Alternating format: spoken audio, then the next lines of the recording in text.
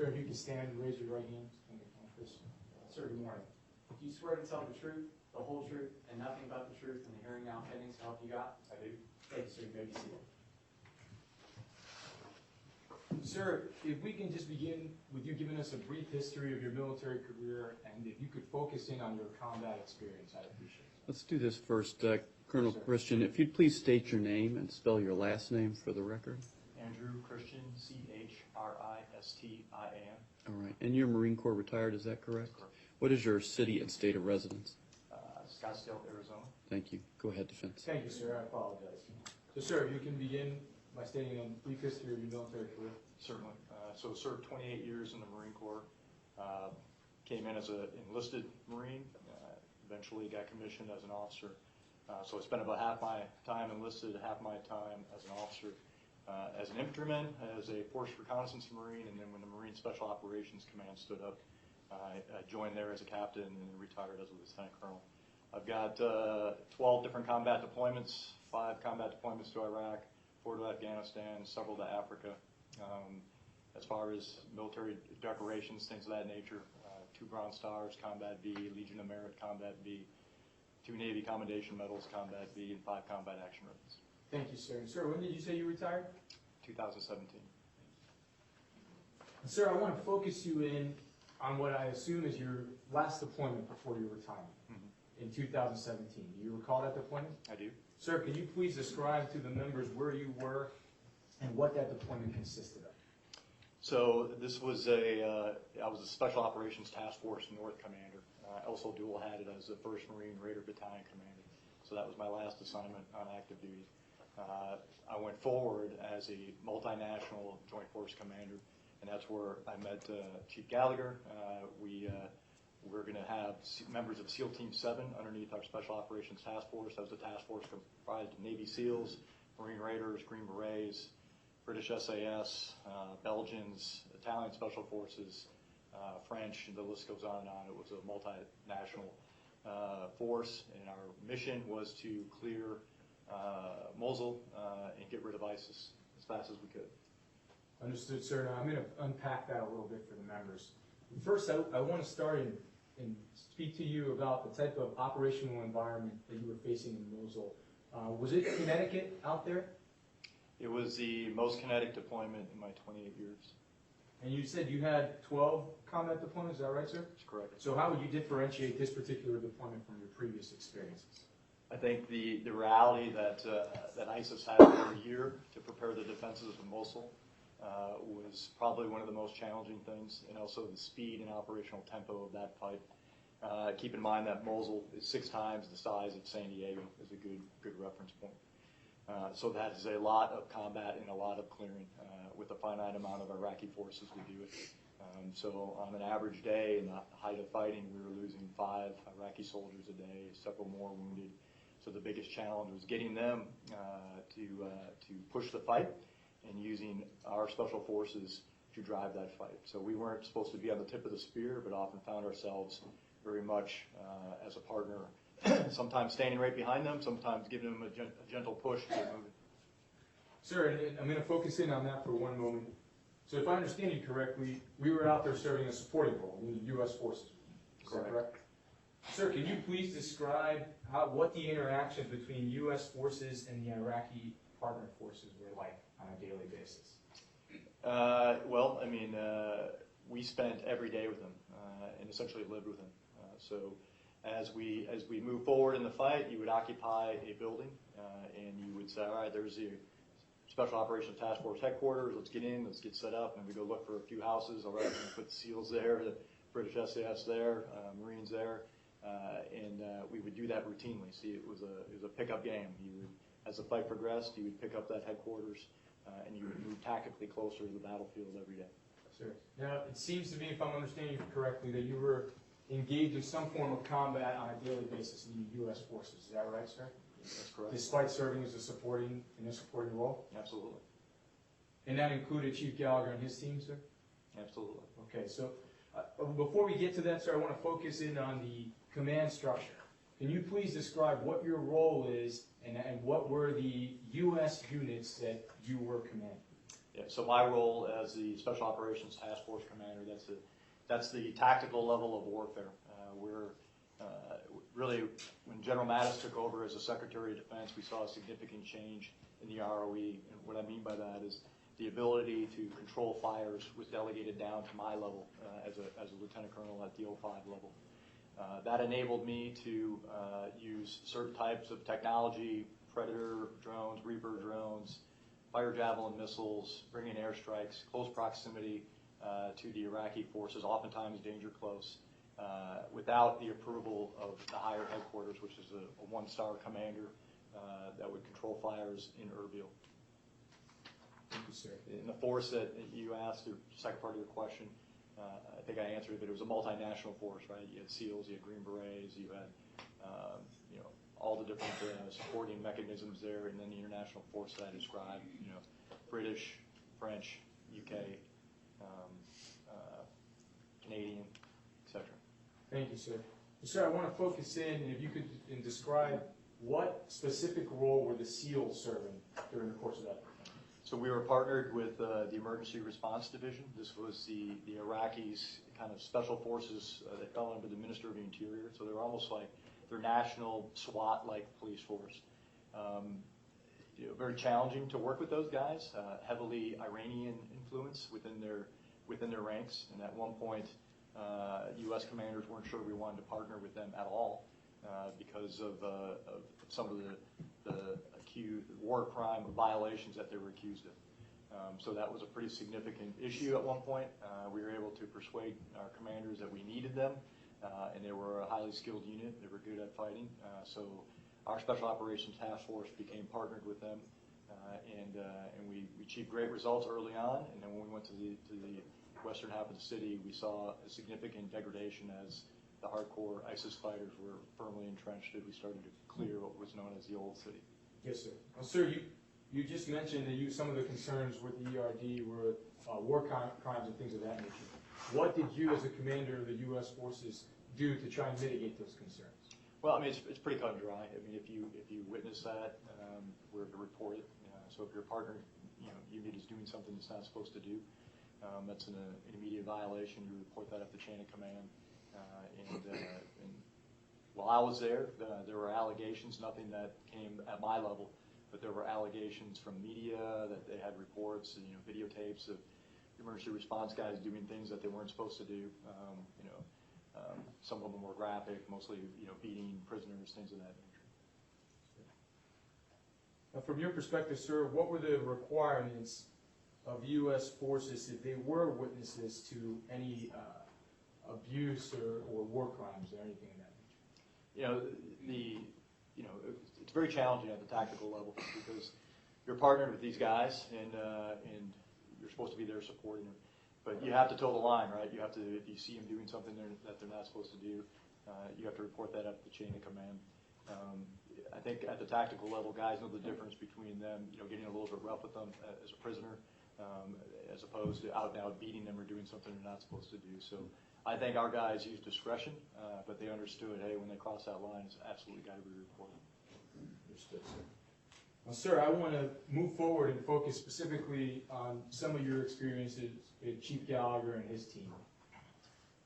Were you able to actually operate with Chief Gallagher while you were at that deployment? Yes. Can you describe some of those circumstances? Sure. So as a Special Operations Task Force Commander, I would get out with the teams at various times during the deployment. And part of that was just to go forward and understand the mission requirements and what was expected of them and what were their challenges and how our staff could support them better. So I went on several missions with Chief Gallagher. There were several where we were in a tower that had great observations. We launched handheld drones from there. We'd set up sniper positions. I was out on a mission with his guys one night. We were in a kinetic fight. We had to launch a javelin missile into a building to get the Iraqis moving. And that was really the nature of why I would go forward, is just to see it for myself.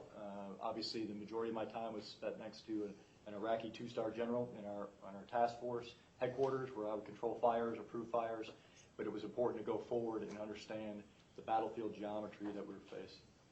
And sir, based on your experiences, how would you describe the operating environment that Chief Gallagher was working in compared to the rest of the multi-force nation? Well, U.S. forces, by design, probably had the least restrictive rules of engagement. As a joint special operations task force commander, different countries came with a lot of political caveats, which meant, French guys can only do this, Canadians can only go so far. So there were different requirements, and you had to be able to employ people within their capability and capacity according to what their country would allow them to do. So if you were a SEAL, if you were a Raider, you were definitely pushing the front of the fight because we didn't have those restrictions that would limit us. Understood, sir. Sir, I want to take a step back and describe for the members, you mentioned that this operation was to clear Mosul, is that correct? That's correct. What did that operation actually entail? Like I spoke to earlier, it was very, very kinetic, the most kinetic of all my deployments. On an average day, we would probably do 6 to 8 airstrikes. At my disposal, you have what was referred to as a close air support task stack over your head. And the most challenging part is that, like I spoke to, ISIS had over a year to defend Mosul. It was not uncommon that you would see a fully armored SUV pop out of a garage. Iraqi forces would start to shoot at it, and then that vehicle would be loaded with explosives, blow up within 30 seconds of it launching. So for me, the weaponeering problem that I faced was how do you bring in an airstrike and hit that target, neutralize that target within a 30-second time frame before it implodes. So the frustrating part for me was just being able to get our forces to engage accurately and understand battlefield geometries. Good guys here, bad guys there, and often it was danger close, literally like across the street. So you're bringing in very lethal ordnance and hoping that you're understanding where everybody's at. So the speed of that, the confusion and the chaos that ensued, as far as I say controlled chaos probably is a better way to describe it. But you definitely didn't have all the answers. You were going in with an 80% solution and using your kind of a common sense approach based off the conditions on the ground. Now, sir, based on that operating environment, was your expectations that at least U.S. forces would stay forward-leaning or aggressive during the course of conduct of operations? Yes, in my,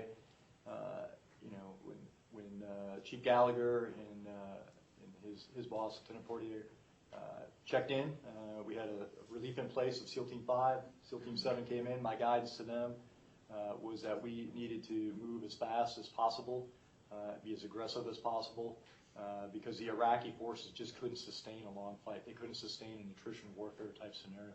So we had to be very aggressive, use our technology, our lethality, strike and move, and that was and that's why I told them I need you guys to be very, very aggressive. Understood, sir. Sir, just a few more questions here.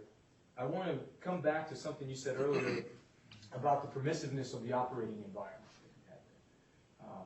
Now, sir, can you describe what the enemy's TTPs were at the time that allowed for this permissive environment? Yeah, so the enemy's TTPs were to, oftentimes fight to the death. There were very few ISIS prisoners that were taken on the battlefield. There were some, but for the most part, they would fight to the death.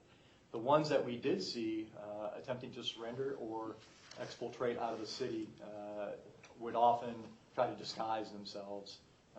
We did catch a couple of ISIS fighters dressed as women at one point. We saw wearing like a traditional hijab, female dress in all black.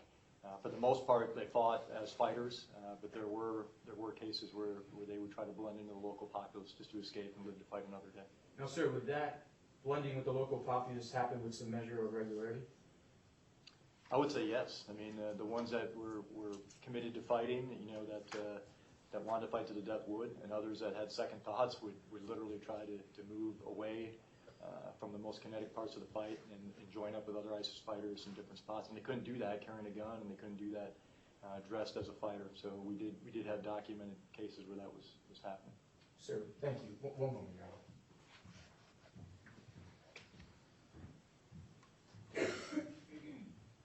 Sir, that's all the questions I have. Cross? permission to enter the well? You may.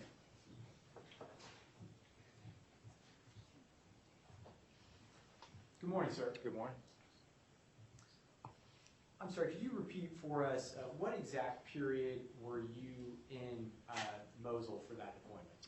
So I departed in October, and I returned April 13th back to the United States. And that's October 2016 to April 2017. Correct. So you were not in Iraq in early May 2017? No. From your testimony on direct examination, sir, it sounded like your assessment of Chief Gallagher's platoon, Alpha Platoon, during your time on that deployment was a good one. Is that correct? That's correct. And they performed their taskings up to what you were demanding in that period? Yes.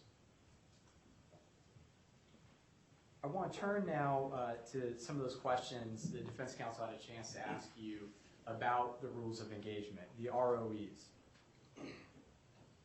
What were the general ROEs for snipers on the ground in terms of who was a good target and who was not? Well, I mean, obviously, hostile act, hostile intent, first and foremost. So they don't need my permission to engage a target if they deem that the target is a threat. So if they perceived that their life was in danger, an Iraqi soldier's life was in danger, they were cleared to engage. So outside of hostile act, hostile intent, when would someone under the ROEs have been allowed to target an unarmed individual not in ISIS fighter apparel? In my experience, probably never. I mean, we don't shoot unarmed civilians that are not posing a threat. You talked a little bit about when ISIS, on occasion, would surrender. Was that your experience, sir? It did happen, yes. And when someone was, on those rare occasions, brought in and detained, and successfully detained by the ERD, was there an ROE that would allow them to be stabbed by U.S. forces while detained? Objection, Your Honor.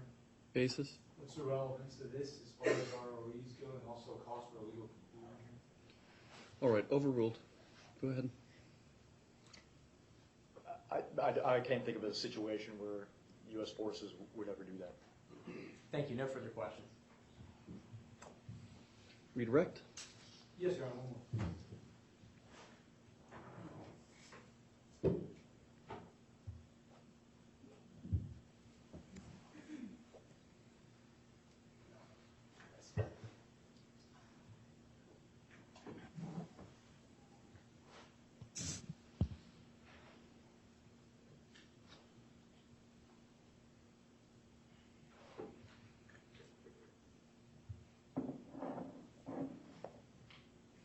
Sir, may I enter the well? You may. Thank you, sir. Sir, just a few follow-ups based on Lieutenant McDonald's questions. So first of all, I want to focus in on what you said about Chief Gallagher's SEALs. Sir, did you ever interact with those SEALs below Chief Gallagher? Yes. How regularly? Well, daily, oftentimes daily, because we would do briefings at night with the Iraqi commanders, formulate the plans for the next day, what areas we were going to clear, kind of after-action type items. Out of the group, who would you say you interacted with the most, including Chief Gallagher and Lieutenant Fortier? I think those were the two. I don't have a name of another individual that I can reference. It was those two almost exclusively with me. Understood, sir. So would it be fair to say that any success you would attribute to Chief Gallagher in large part that they had? For sure, yes. Thank you, sir. Well, sir, I want to focus in a bit on some of the things that you described with regards to moving ISIS fighters that would move without weapons but would move back and forth in the fight. Now, there were some without weapons, but there were some that were transporting weapons back and forth. Is that fair to say, sir? Correct. Even though you may not have been able to see those weapons at the time. Now, I also want to focus in on something that hasn't been mentioned, but certainly has been alluded to here in Lieutenant McDonald's questions. Sir, I want to ask you about warning shots. Were warning shots permissible while you were out You know, that is something that the individual sniper is up to him. Historically, they don't take warning shots because it gives your position away. Now, if they were trying to, you know, potentially have an acoustic effect there, where they're trying to move somebody or you know, get them to move so there could be a better shot at a different angle, or somebody else could do it, then I would say that would be a likely scenario. But generally speaking, I didn't witness anybody taking warning shots. Understood, sir. Now, sir, I'll pose a hypothetical for you and ask your opinion. If, for instance, if there were two members of a team in one area, and they decide they're going to take warning shots, in your opinion, would it be prudent for them to advise team members of another area that they're taking warning shots? Right, hold on just a second, members, if you'd return to the deliberation room just for a second. All right.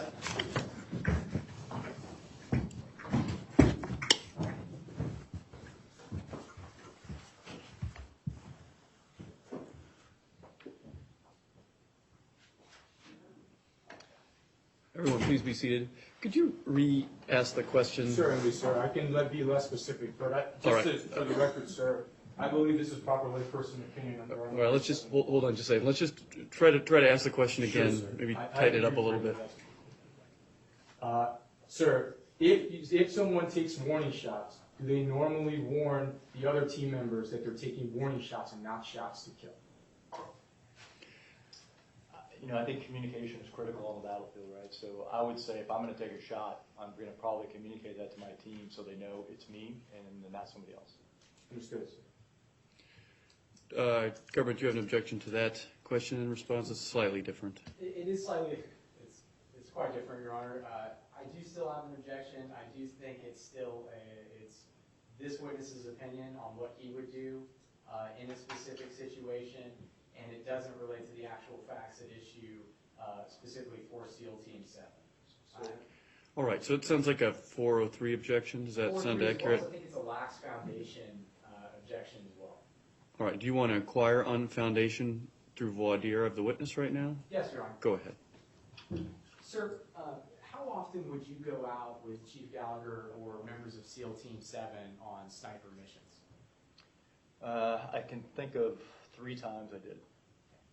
And do you recall, were any warning shots taken on those occasions? Not when I was there, no. Were warning shots, it sounds like that was something that could be pushed down to an individual sniper's level of decision making? Yes. And so it's a personal decision based on particular facts and circumstances that were presented to them in the moment. Yes. Are you aware of the particular facts and circumstances underlying any of the allegations regarding sniper fire involving Chief Gallagher in this case? No. Nothing further, Your Honor. Let me just ask this, Colonel Christian. In your experience on deployments, have you been in situations in which you were required to take warning shots, or you were in close proximity to personnel who were taking warning shots? I've only seen it in very rare circumstances, and it was normally to get that person to move to a different position. I'll give you an example. Taking a shot that was going to get a fighter to move onto another side of a building where we would have better geometry, where we could bring in an airstrike, Predator, Reaper, Hellfire missile into that wall or building. So the only time I've seen it used would be to get a better battlefield geometry problem, better weapon solution. You rendered an opinion as to whether or not it would be appropriate to communicate with others prior to taking warning shots. What's that opinion based on?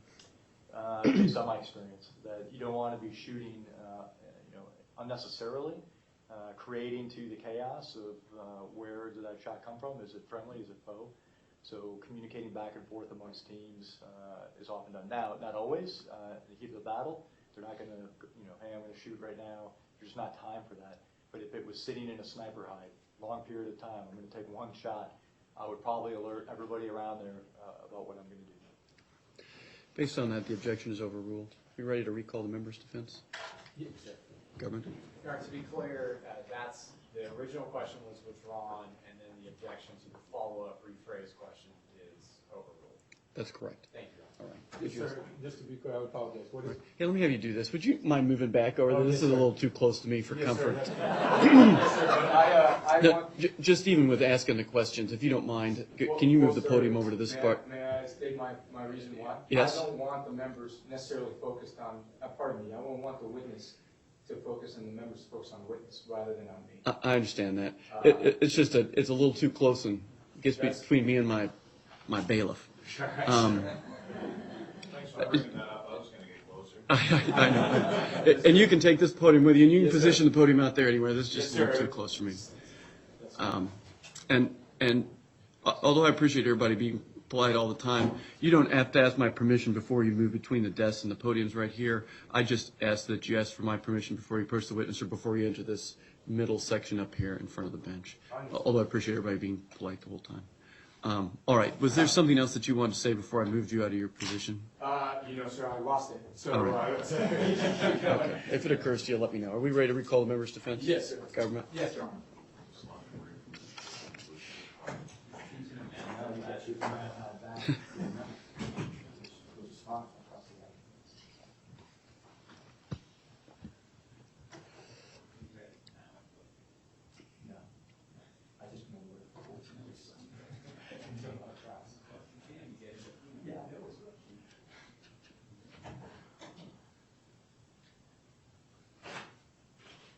All rise.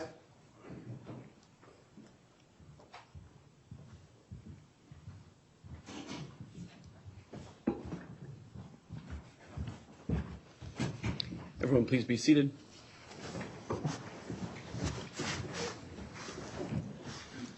Members, I overruled a government objection. You may proceed. Thanks, sir. Sir, I'm going to ask you a question in more general terms. Sir, in your opinion, would it be prudent to warn other members of your team before you took a shot from the sniper position? Yes, Why is that, sir? because communication on the battlefield is very important. You don't want somebody to think the shot came from the enemy, so letting them know. Sometimes it's done by a countdown, sometimes it's just plain language, but it eliminates confusion. So when possible, you would do it. In that scenario of a sniper sitting in a hide for a long period of time, there's no reason, you're not in the heat of fighting at that point, so communication would be prudent. Thank you, sir. No further questions. Cross? No, thank you, Your Honor. Members, are there any questions for this witness? That's a negative response from all members. Defense, is this witness subject to recall? Yes, sir. All right. Colonel Christian, you are temporarily excused. During the pendency of this trial, you're directed not to discuss your testimony with anyone other than the counsel in this room. Do you understand that? I do. You may step down. Thank you very much. And raise your right hand, please. Do you swear to tell the truth, the whole truth, and nothing but the truth in the hearing now pending, so help you God? Thank you, Gunnery Sgt. You may be seated. Please provide your first and last name, spelling your last name, as well as your rank and your current billing. And you may be seated for that. My name's Gunnery Sgt. Vanderpool Joshua Vanderpool, Vanderpool. Where are you currently stationed, Gun? Currently stationed in Camp Lejeune, North Carolina, and I'm currently the staff non-commissioned officer of MARSOC Recruiting Branch East. So you're an active duty Marine? That's correct. Thank you. Gunnery Sgt., before we begin, could you please just give the members a brief history of your Marine Corps career? Yeah, so joined the Marine Corps in 2006, a little bit older at the time. I was 26 years old. Already had a college degree prior to coming in the military. Took selection, originally didn't come in as an infantry, took selection for MARSOC, which is Marine Special Operations Branch, in 2011. My first deployment with MARSOC after going through extensive training was in 2015. And that's the first time that I had met Chief Eddie Gallagher. Now, I want to focus in on your deployment into Mosul.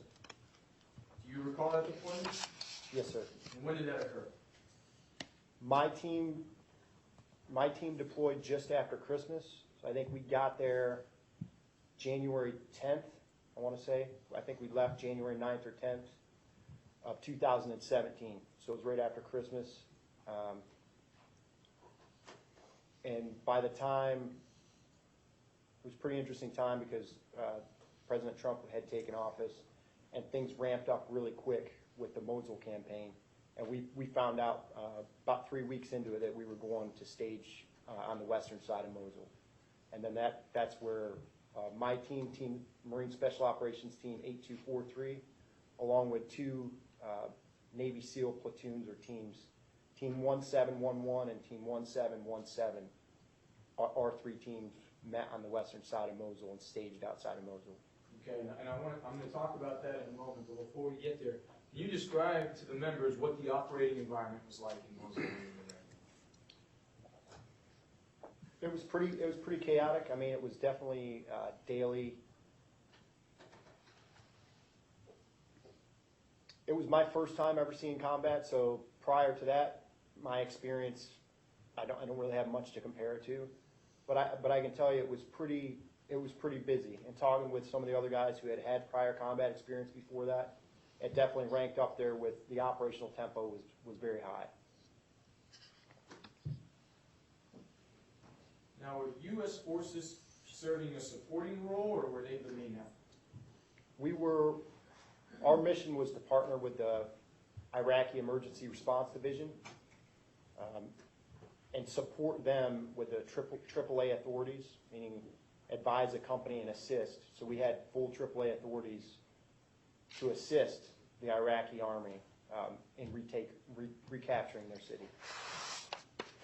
Now, you mentioned before that your team was there with SEALs. Is that accurate? That's correct. Were one of those SEAL teams Chief Gallagher's team? That's correct. So describe to me the relationship between the MARSOC Marines and the SEALs, generally. I would say generally it was a working relationship. Because the SOTF, the Special Operations Task Force North, was ran by Marines, I think the SEALs did a really good job integrating within that Marine environment. Definitely Chief Gallagher's team did, so we had a pretty good working relationship, although we were partnered with different elements of the Iraqi Emergency Response Division at first. So we were going out with different groups. That dynamic had changed a little bit more as the deployment kind of ramped up. Okay, so what was the command structure like? I'm not sure I understand your question. So meaning, who did you get your orders from? So Lieutenant Colonel Christian would have been he was the task force commander of Special Operations Task Force North, and he's the one that gave us all of our orders and our marching orders on what we were to do each day. So how were the missions allocated between your team and the SEALs, for instance? At first, we were all kind of partnered with a different element of the Emergency Response Division within the Iraqi Army, and we would go out to different places within Mosul and help support their effort pushing street to street, whether that be by calling in airstrikes, sniper fire, mortar positions, or some days it was just flying UAS operations and advising them on where they should go next. So who determined who did what and how they did it? Well, I would say Lieutenant Colonel Christian gave us kind of a box, left and right lateral limits, and then the platoon leaders, the team chiefs, and team commanders would sit down with their Iraqi counterparts each night, and they would develop a plan for the next day on where they were going to go or what they were going to do. Now, was Chief Gallagher part of these meetings? That's correct. So I want to hone in on Chief Gallagher and his team and your relationship with them. How often did you interact with Chief Gallagher? Semi-regularly, although, I mean, we were pretty busy, so it was very small talk, not a whole lot of in-depth conversation. Well, would you say that you saw him every other day, weekly? Yeah, monthly? at least, I mean, we lived, our houses basically connected each other.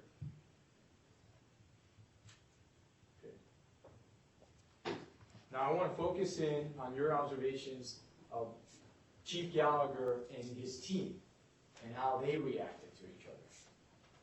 Talk to me about some of the things that you would see from his team relative to Chief Gallagher. And I can hone you in to be more specific. Yes, sir. Did you ever see him react negatively to anything thinking Chief Gallagher did? At first, not really so much. I think it seemed to me that as the deployment went on, their kind of team started to fracture a little bit. And why would you say that? It just felt like there was a lot of things, a lot of specific little incidents. Well, when I say specific, I could give you a couple examples. I remember that one of the first days that we had kind of got introduced to the SEALs out there, I was the mortar leader and responsible for all the mortar operations on my team. So since the SOTF, the Special Operations Task Force North, was the convening authority on the ground there, we were the ones that were giving the mortars to the SEAL platoon. So when they got into country, we issued them to them. So our armor from the SOTF, Special Operations Task Force North, gave them 2 81mm mortar tubes. It was clear right from issuing them mortars that they didn't understand fully how to operate that piece of equipment. So because they didn't understand how to operate it, I became concerned as a mortar leader that they shouldn't even really be firing them at the time. So I went to the SOTF, mentioned a couple things about it. Come to find out, we ended up giving them a couple classes on it. But I don't think that those guys understood a lot of the things that they probably needed to understand about some of those weapon systems they had. And then I think a couple times I would make smart comments jokingly to Chief Gallagher about his team or about his boys. One incident, they didn't have their weapon on their truck cleaned very good. It was pretty rusty. And Chief Gallagher never, you could tell that he was frustrated with his guys, but he never openly tried to show that to me. He tried to keep that down, as most team leaders would do. I want to focus in on that a little bit. You mentioned it seemed like Chief Gallagher was frustrated with these guys because they weren't doing what they were supposed to do. Did Chief Gallagher seem different to you from the rest of the SEALs over there? Yes. And based on your observations, how was he different? I think I've deployed with or worked in some capacity with a few different SEAL teams, SEAL platoons. And the first time I met Chief Gallagher was in Oman on the first deployment, and I immediately thought that, to me, he acted a little bit, he was definitely aggressive, but coming from a Marine community, he kind of almost embodied a little bit of what, kind of like a Marine platoon sergeant or another unit in the Marine Corps would kind of act. You could tell that his roots, and getting to know him, getting to talk to him a little bit, you could tell that his roots had come from being a Marine. He was aggressive, and that's the way Marines are. We tend to fight wars that way. We're pretty aggressive. We're pretty aggressive in what we do. And so that's why we immediately hit it off as far as like having a very easily working relationship. Would you say that he was looking to work while he was deployed? I would say that that's what stood apart the most from any other SEAL that I've ever met, was his not only willingness to work, but his aggressive nature. He wasn't there he was there because there was work to be done. And based on your observations, how did his team react to that personality, meaning someone who wanted to work and get things done? I think at first they liked it because they knew that he was the one that was going to get them the mission they wanted, which is why they were probably there, because they realized Chief Gallagher and his team, Chief Gallagher was fully capable of handling that mission, his aggressive nature. But I think as the deployment kind of started going on and he would continually, he expected them to work. He expected the best out of them, just like any leader would. And it felt like as that went on that they became increasingly maybe frustrated with him. What were some of the things that you saw that led you to believe that, or heard from them that led you to believe that they were becoming frustrated? Did they complain? There was just lots of rumblings, a lot of complaining. Nobody would really do it openly, but they would do it to other people, and it would kind of get back to us. I mean, when you live that close to each other, we had one SEAL that was living on our camp. He worked in the human intelligence realm, and then we had another boat guy that was also attached to Eddie's team when they originally deployed that lived on our camp. And those guys would kind of give us a little bit of, you could tell every time we went back to our main camp and ran into those guys, they would basically say, yeah, things are becoming pretty fractured down there with that team. Overruled. Yeah, so those guys would pretty much, it was never like a direct specific incident, but they were talking about how they were becoming increasingly frustrated with, I think the one word, and I may be misquoting, was a little bit too aggressive, is what the Navy boat guy had said. I remember that specific conversation because I remember thinking at that time, well, that's why we all like him, the Marines. And I said that to him. I was like, I mean, that's why we get along with him. That's why we like him, is because of he's aggressive. And when Chief Gallagher would tell these guys to work and do something, as far as the deployment goes, did you ever observe him react in any way, like roll their eyes or any other way of negative reaction? Yeah, a couple specific incidents. I know the few times that, like one time our armor, because the armor had gotten frustrated with some of the SEALs not cleaning their guns, so he would, when they got back, he would get up on top of their gun trucks and open them up to make sure that they were, and I know Chief Gallagher was on them, like, I know anybody that's ever, at least in my experience with the Marine Corps, there's a motto, it's you take care of your gun first, then you take care of your gear, and then you take care of yourself. Gun, gear, guy. And it goes in that order. And it seemed at times to be kind of opposite. They'd get back from a mission sometime, and Chief Gallagher wouldn't let them do that. He wouldn't let them take care of themselves first.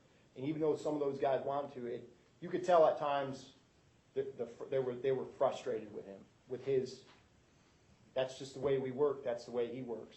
So I think that maybe they had never been in that environment before, but. Hey, give me 1 second. We're moving on. Sir, that's all the questions I have. Thank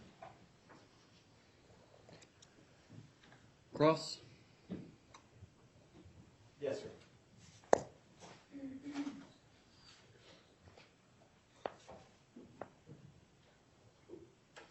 Good morning, Gunnery Sgt. Morning, sir. What was the exact period that you were in Mosul for your particular deployment, if you can recall? We got to Iraq beginning of January. I think we staged outside of Mosul around the beginning of February, and we left right around the end of May, beginning of June. I can't remember the exact date. And when did Chief Gallagher's SEAL platoon get there? Right around the same time, maybe give or take. I think they might have been a few days behind us. They were a few weeks behind us deploying, a few days behind us getting to Mosul. You mentioned on direct examination that the fracturing that you saw within the platoon began at a certain point, is that right? Correct. And the recollection is that was about halfway or so through the deployment, wasn't it? I mean, I can't be exactly specific on that. There were so many different moving parts, days, that it would be hard to tie that to exactly in the middle of the deployment. Well, the fracturing that you observed, it did begin, or it became far more noticeable to you around the time that you guys moved bases. You moved up to Badouche, isn't that right? That's correct. And can you recall and tell us, when did you move up to Badouche? I can't be exactly specific, but it was we were probably in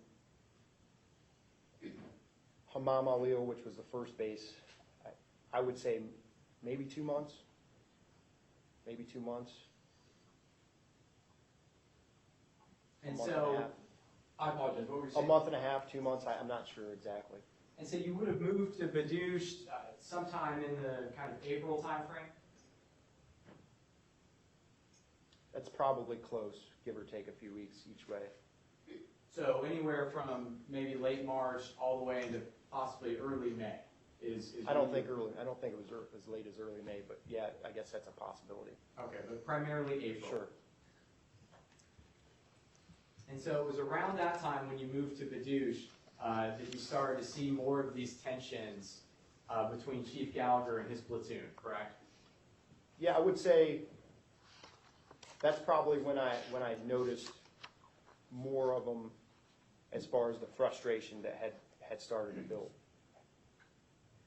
Now, you mentioned on direct examination, you used the phrase, you heard some rumblings.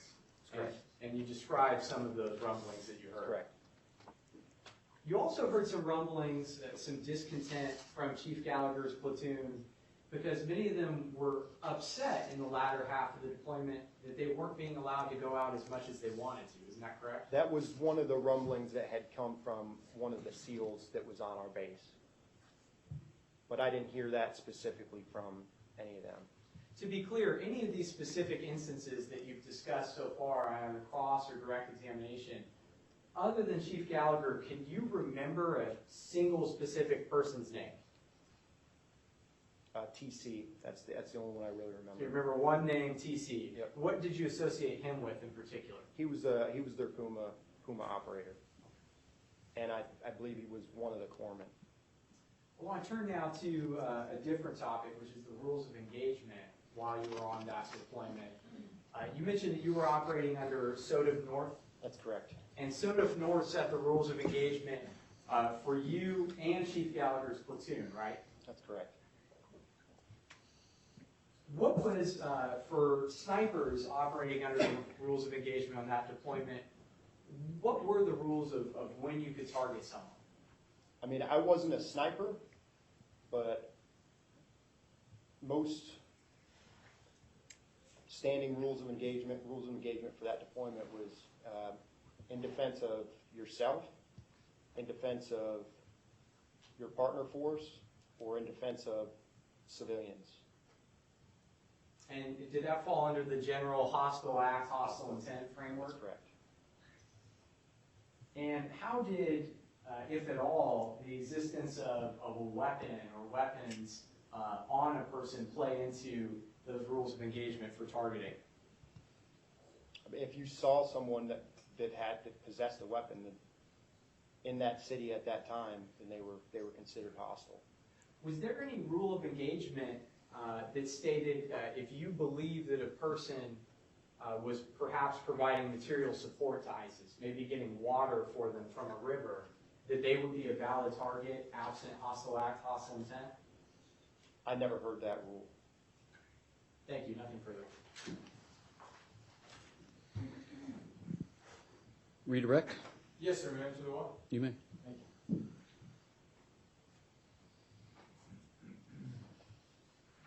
Okay, I'm going to ask you some specific questions on that last point that Lieutenant McDonald was making, but first, let me ask you about this. You said you saw the SEALs fairly regularly, right? Not just Correct. you.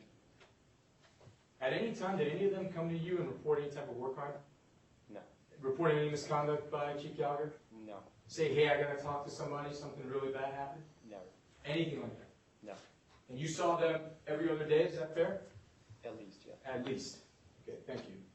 Now I want to focus in on some of the questions regarding rules of engagement, particularly on civilian casualties and Chief Gallagher. Did you ever see Chief Gallagher talk about civilian casualties, particularly in avoiding them? Objection calls for hearsay. Your Honor, I can respond. All right, overruled. Go ahead. Go ahead, please.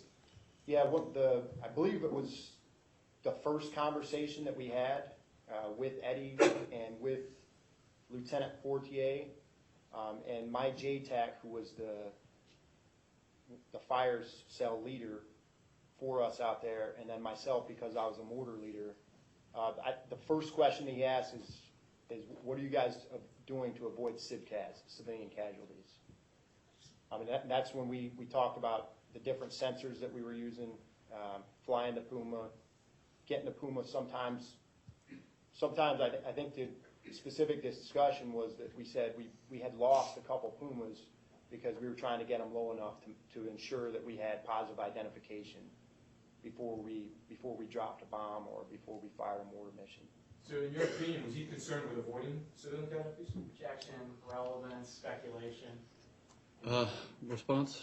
Your Honor, and this might be 39A, there's a longer response, but I can respond right All now. right, I'm going to sustain the objection as to speculation. Go ahead. Your Honor, if I could just put the response on the record then briefly. All right, members, will you excuse us, please? All right.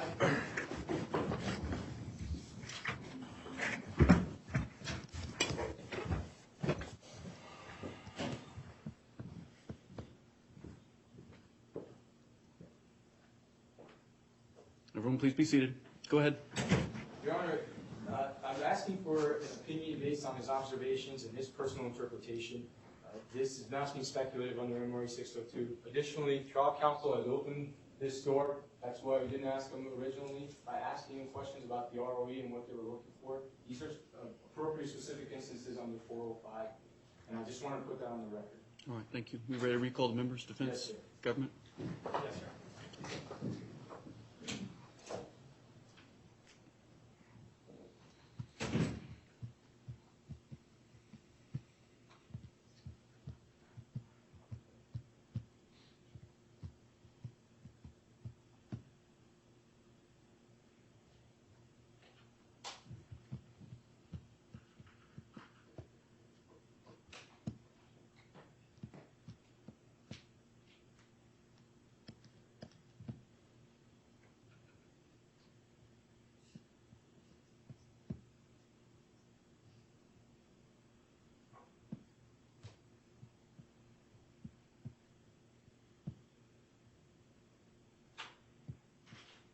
All rise.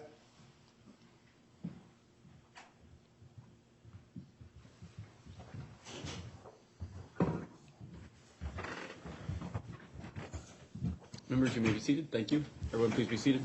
All right, one more question for you. In your interactions with Chief Gallagher on an every other day basis at least, at any point did you ever hear Chief Gallagher talk about hurting civilians?